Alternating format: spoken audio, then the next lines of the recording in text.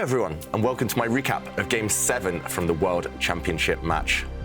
After the marathon Game 6, Jan Nepomniachtchi was reeling. It must have been so difficult for him to sleep and recover from that heartbreaking defeat. With the white pieces, Jan opened in the same way he's opened every time he's had white. He opened with the Roy Lopez, the Spanish opening, and we reached this position quite early in the game. I don't really like his decision at this point, however. Maybe if the scores were level, if he felt that he could push for a win, he would have kept more tension on the board. He would have pushed this white pawn forward. He would have brought his bishop out, many tempting options for white. But instead, he simply captured the black knight, capturing on black's terms. And after a trade, we saw actually lots of pieces leave the board. Later on, black was able to bring the bishop out, trade it off for white's light squared bishop, and solve all the problems. Magnus was very happy.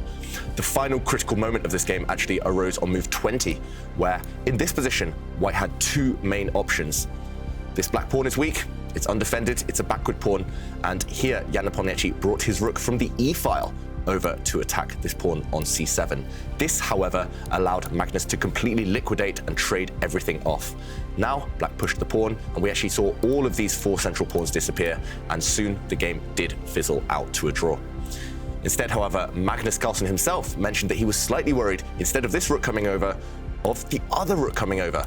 It was a case of the wrong rook.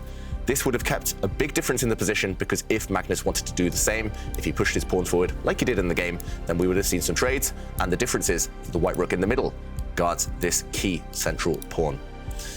It's not clear that this would have given Jan Nepomniachtchi an advantage, but either way, a draw with the white pieces is always a slightly disappointing result. That being said, we're at the halfway stage now, and anything can still happen.